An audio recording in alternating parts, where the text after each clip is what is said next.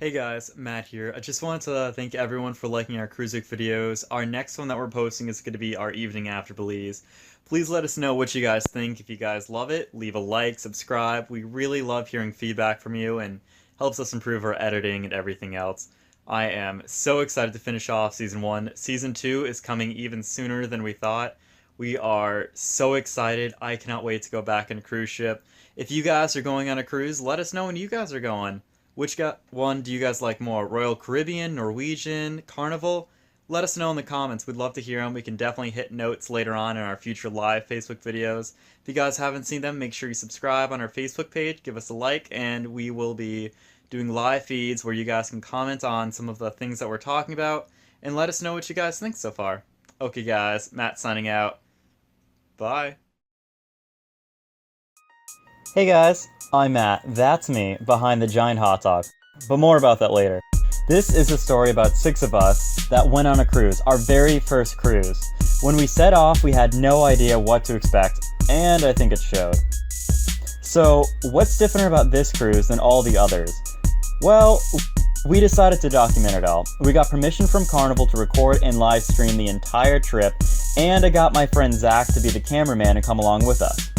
Oh, we may have also mentioned it once or twice on Facebook. Anyway, this is our cruise story as we lived it for 7 days on the Carnival Magic.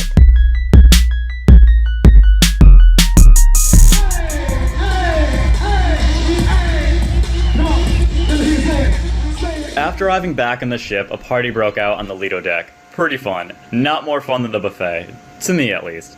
Jeff stayed and partied for a while Zach, Jason, and I planned a party for our stomachs. We ventured across the dance floor and through the doors to the wafting aroma of food. There, we piled up our plates and chose a wondrous seat to enjoy our meal.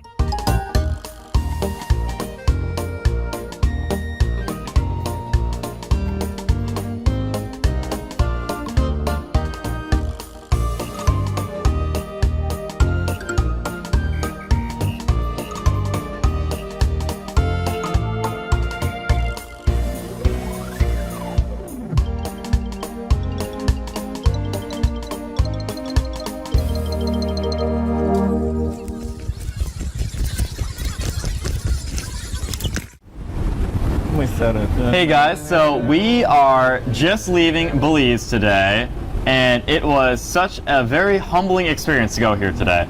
So immediately we noticed that there are some vendors that are very, pushy compared to when we went to Mexico, but once we got out of that locally, the tourist trap area, we went to a local part of the town, which is very interesting.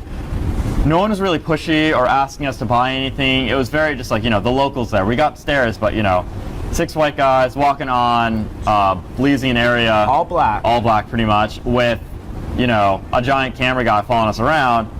Hey. It's a big camera. Oh, a big camera. So what did you guys think about the city, Jason? I actually liked it a lot. Actually, going into the city after our excursion was nice because actually we wanted to go into the city and wanted to meet the people. It reminded me of like South Chicago or Detroit or like North Minneapolis. If you guys actually know those parts of the cities, it's more of a riff-raffy kind of a rundown area. But again, though, the rundown areas are the best places to go because the people are somewhat friendlier. They actually want to talk to you, but we did have some of the people who kept on trying to sell us some illegal substances. But overall, we actually like the experience over there. I bought actually 2 sodas for under $2. The store actually was like a normal store, but behind, but when you first walk in, is a metal cage. So behind the cage, there actually was this lady and this husband, and I said, "Hey, can I buy something?" She said, "Sure." And they actually did also laundry there too, so you actually would have to put your laundry through that hole as well. So they did all their transactions through that one little hole. So every convenience store I walked by was the same way. Yes. Yeah, what happened to you? You always have like this amazing side story with the locals. First of all, this morning was unintentional missing, you guys. I was a late start, so by the time I was finally ready, and what's really kind of funny about all this is that it's like everything's kind of lined up for a reason.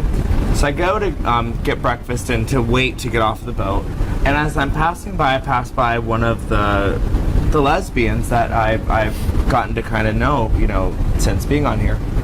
She was by herself, which I thought was kind of unusual. She says, hey, what are you doing? You know, she says, oh, you know, I might go out, I might not. She says, I really don't want to go alone. I says, well, unfortunately, I've already run late for this, the cave tubing. I said, let's go out together. We get on the island, and it was kind of crazy because all the other places I went to, I didn't have any issues going right up to an ATM, pulling the money out, getting their currency, whatever.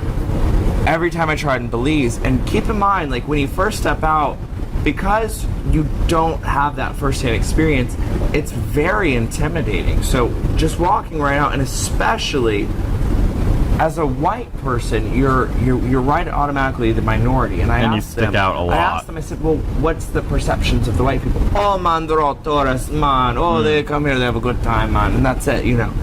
So right off the bat, you're kind of intimidated, but as you get to deal with the people, so as I'm walking by and they're asking, hey, man, what you need, man? You need, you know.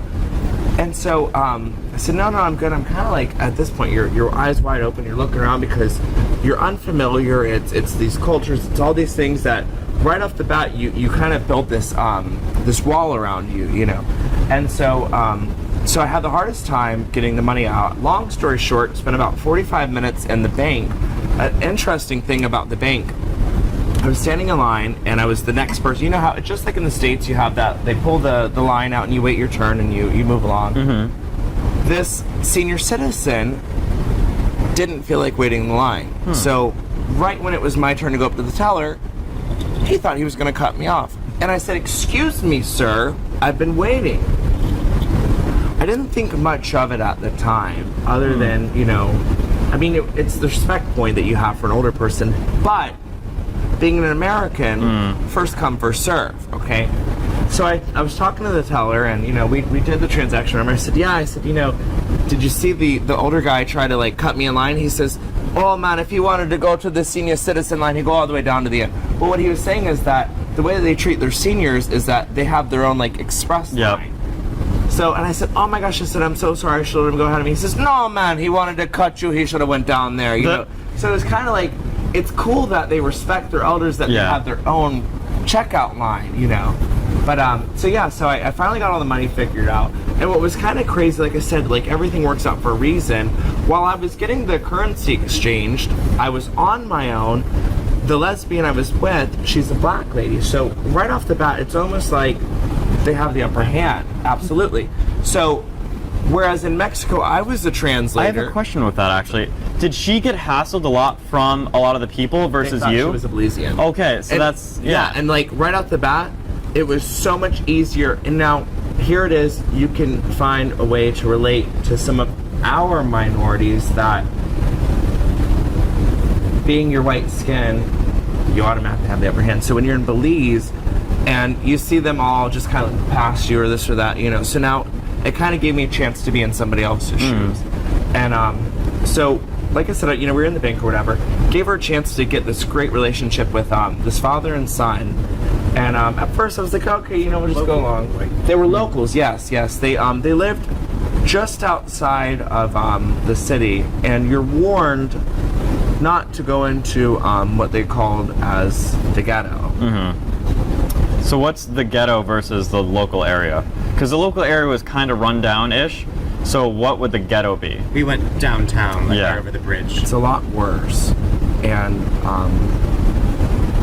it just gives you so much more appreciation. So in this, we went to their house. Actually, we went to their house.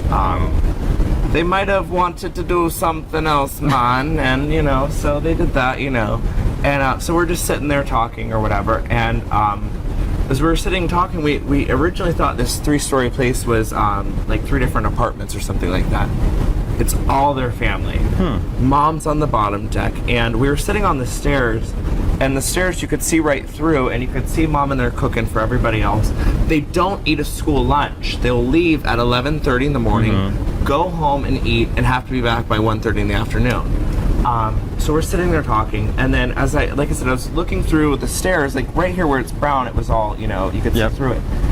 I don't know if either they didn't have trash services or what the case was, but it was like they'd throw their trash there. So as we're sitting there on the stairs, and say you casually look between the stairs, you'd see an old ceramic plate that had been broken, or this or that, and then it was just like maybe, I don't know if they don't have trash services, but they throw it down underneath these stairs where they're never really going to go down to anyway. So even within those stairs, it was a walk up, and you hook a left and you keep going up, and right there as you hook that left, the wood had just worn so bad, and they couldn't repair it, so they used whatever scraps that it was, and they just threw it right on top. And when you're there and it's not funny. When we pulled up to this house and the car stopped, at first the lady I was with, she says, "Oh, well, where are we at?" And I was just about to say, "Oh yeah, we're in the slums, we're in the, you know." And then come to find out that this was this man's home. It was, from that point on, it was such just an eye-opener. And we didn't go to the Mayan thing, we didn't do this and we didn't do that. I mean, we drove through a little bit of the downtown, we saw the governor's place and this and that, but just when you're driving and you're seeing everything firsthand, it's sensory overload. You're seeing, I mean, just... You said they were cooking. What were they making for their family? I couldn't see it. I couldn't see what it was that the lady was cooking. They all said, "Oh, rice and beans, man, that's the thing." So we got done with our tour, and we go back into this bar, and I said, "Well, is Belize a little bit dangerous?" He says, "It's only dangerous if you go into these bars and you start flashing your money, then, and you can understand why these people hustle so much, because so little they have, and when you categorize all Americans are rich Americans, you know, you can understand that it's fight or flight, and in comparison to them, we're wealthy beyond measure. I mean, even I drive a 25-year-old car, I split rent with somebody else, I barely make it week in and week out. I'll tell you what, I'm sitting on a throne compared to these people. It's the amount of things that you have and you don't realize until you're face to face, mano a mano, man to man, right there. You don't realize how much you Can I get a pina colada? Can I do a Bahama Mama?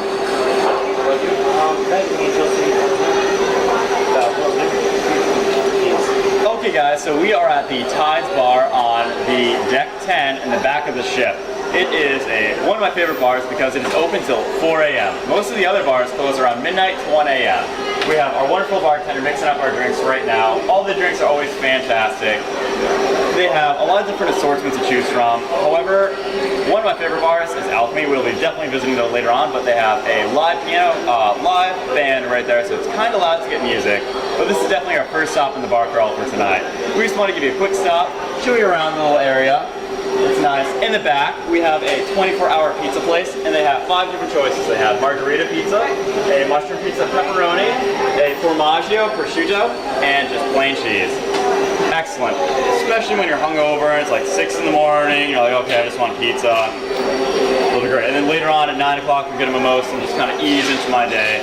Unless you're us and you have to wake up at 7 o'clock to go. That's Matt and that's Zach. Thank you. They have pictures on it.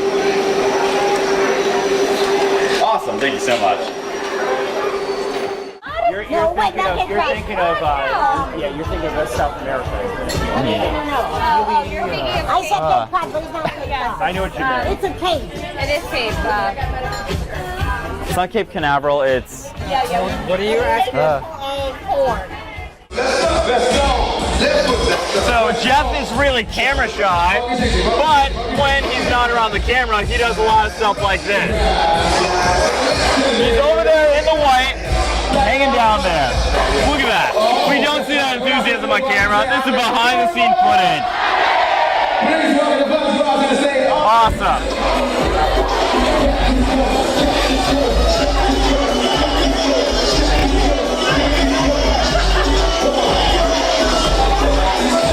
Don't be afraid to look at the camera, Dad.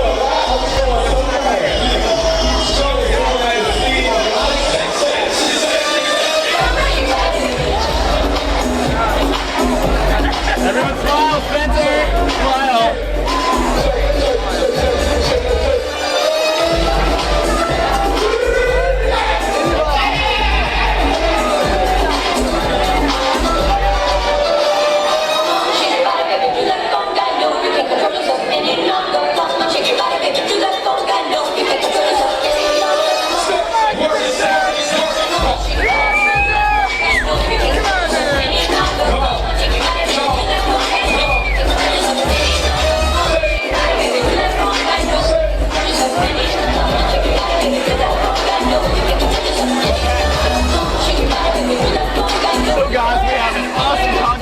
lunch out here on the Lido deck. The party is absolutely blazing. We got so many people, so much excitement. It's fooling all around us. Absolutely amazing. Welcome to the Lido deck, everyone.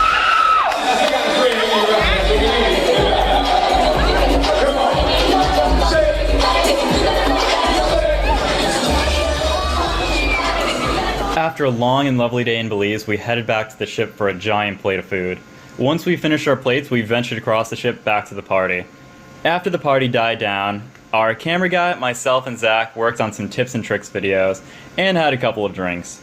We filmed late into the night before we called it a day. The aft deck was the final spot for the evening. With my mojito in hand, cufflinks on my wrist, I sat down and stared into the night sky. What a great way to end the day. Magic.